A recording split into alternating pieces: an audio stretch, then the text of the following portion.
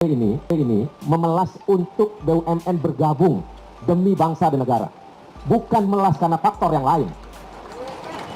Karena saya melas untuk BUMN, lagi-lagi BUMN untuk ikut serta bahwa Indonesia ada untuk kegiatan Formula E.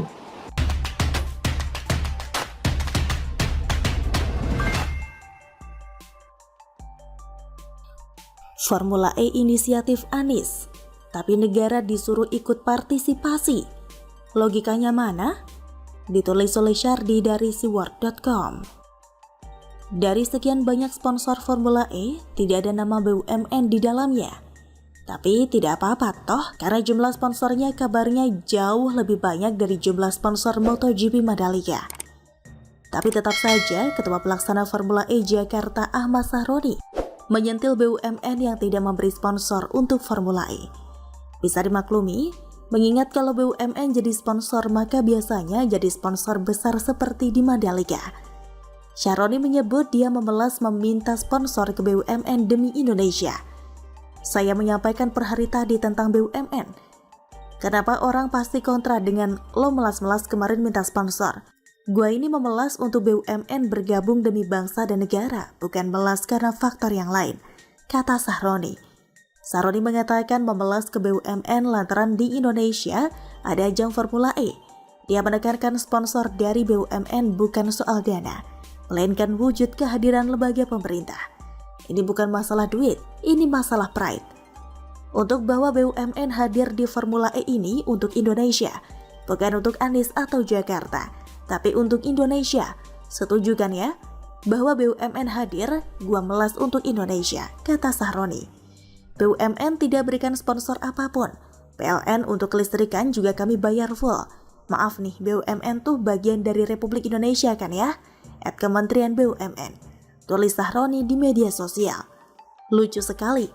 Kenapa BUMN yang kena sentil karena tidak mau jadi sponsor Formula E? Kalau saya lihat, ketidaksediaan BUMN jadi sponsor karena ada beberapa alasan. Salah satunya adalah dirasa tidak ada manfaatnya. Untuk apa gelontorkan uang kalau tidak ada timbal balik yang sepadan? Mesti itu BUMN tidak serta-merta mudah diajak. Alasan lainnya adalah kemungkinan ada bau tidak sedap yang akan jadi masalah di kemudian hari, sehingga BUMN memilih diam tak menanggapi. Kalau ditarik ke belakang, siapa yang paling ngebet bawa Formula E ke Indonesia? Anies kan? Formula E tidak masuk dalam janji kampanye Anies. Yang parahnya Formula E ini sudah makan banyak anggaran. Siapa yang pinjam uang dari Bank DKI sebesar 190 miliar rupiah untuk bayar komitmen fee?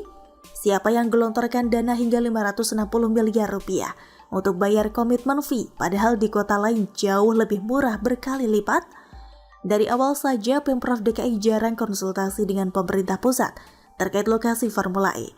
Kalau sejak awal koordinasi dan minta bantuan pusat, pasti akan diberi bantuan asalkan transparan. Dari awal saja Formula E ini sudah banyak polemik dan tidak transparan. Ratusan pohon ditebang dan entah gimana nasibnya. Main tebang tanpa dipikir dan dikoordinasikan. Bahkan DPRD DKI meminta penjelasan berulang kali. Bahkan sempat ada wacana interpelasi terhadap Anies. Tapi Anies melakukan manuver, undang makan malam sehingga interpelasi pun batal, yang semakin diartikan sebagai upaya untuk menutupi sesuatu. Menghindar dengan cara begini, orang waras pasti paham ada yang tidak beres. Dari awal, Formula E ini seolah bukan untuk perkenalkan Jakarta dan Indonesia, tapi lebih cocok disebut kendaraan politik Anies. Ini bukan tentang Indonesia, ini tentang bagaimana nantinya Anies memanfaatkan momentum ini untuk kepentingan politiknya. Kenapa sekarang seret BUMN dan bawa nama negara? Tidak usah bawa-bawa Indonesia, apalagi bilang ini adalah pertaruhan nama bangsa. Sejak dulu orang-orang sudah tahu Formula E adalah proyek Anies yang berkaitan dengan ambisi politiknya. Ini terlihat dari ngototnya Anies memboyong balapan ini dan bergerak sendiri semaunya. Kalau mau melas atau ngemis sponsor, harusnya ngemis ke BUMD DKI. Ini bukan urusan pemerintah pusat. Pemerintah pusat paling hanya mendukung dalam arti tidak menghalangi dan cukup mendoakan semoga lancar-lancar saja. Atau lebih baik minta bantuan umat yang katanya 7 juta itu. Sekarang giliran butuh dana langsung memelas ke BUMN. Sahroni seharusnya menolak diangkat sebagai ketua pelaksana kalau tahu situasi bakal jadi begini. Toh banyak petinggi Jack Pro yang juga mundur dan digantikan. Kalau dari permukaan luar, mereka mundur karena alasan sudah waktunya. Tapi di dalam, siapa yang tahu? Bagaimana menurut Anda?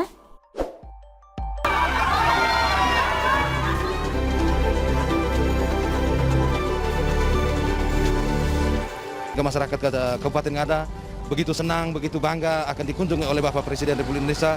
Karena jujur saja Bapak, sejak Republik Indonesia merdeka, kami mungkin baru kali ini dikunjungi oleh Bapak Presiden Republik Indonesia.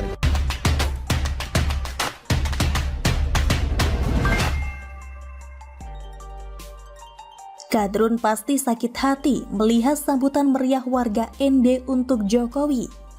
Ditulis oleh Syardi dari siwar.com. Ini adalah test drive artikel minimal 350 kata. Saya tetap akan fokus ke 600 kata dan sesekali akan menulis pendek seperti ini. Let's go! Presiden Jokowi bersama istri dan rombongan diketahui berkunjung ke Kabupaten ND, Nusa Tenggara Timur sehari sebelum hari lahir Pancasila. Jokowi akan memimpin upacara hari lahir Pancasila dan juga mengunjungi rumah pengasingan Bung Karno. Perlu kita sadari, tiap kali Jokowi berkunjung ke sebuah daerah, terutama daerah yang jarang dikunjungi presiden, selalu momen yang sama.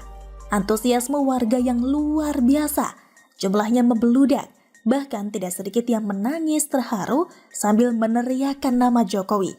Ada yang bahkan berani menerobos pengawalan dari Pas Pampres.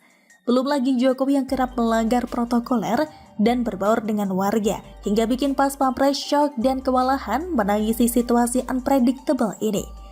Situasi seperti ini juga terjadi di ND. Setelah tiba, Jokowi melanjutkan perjalanan menuju hotel. Tapi dalam perjalanan, Jokowi disambut warga di Simpang 5. Saking membludaknya warga dan antusiasmenya, jarak tempuh yang biasanya kurang dari 10 menit, molor hingga 30 menit. Pemandangan seperti ini bukan hal aneh bagi Jokowi. Beda jauh dengan presiden sebelumnya yang dikawal ketat dan jarang bisa dekat-dekat. Antusiasme warga yang kadang sampai terharu inilah yang mengingatkan kita betapa banyak yang mendukung beliau sebagai presiden. Bahkan ada yang bilang Jokowi adalah presiden kedua yang mengunjungi ND setelah Bung Karno. Dekatnya Jokowi dengan rakyat itu real. Hanya Jokowi yang berani mendekati warga, bersalaman dan foto bareng dengan warga di daerah yang dikunjungi. Dan itu yang membuat warga antusias karena Jokowi bukan hanya presiden, tapi juga sahabat. Kelompok sakit hati dan kadrun tidak akan pernah memahami ini. Mereka pasti tertrigger dan makin sakit hati, lalu melontarkan narasi politik busuk mirip bangkai. Mereka tak akan paham betapa banyak warga yang mendukung Jokowi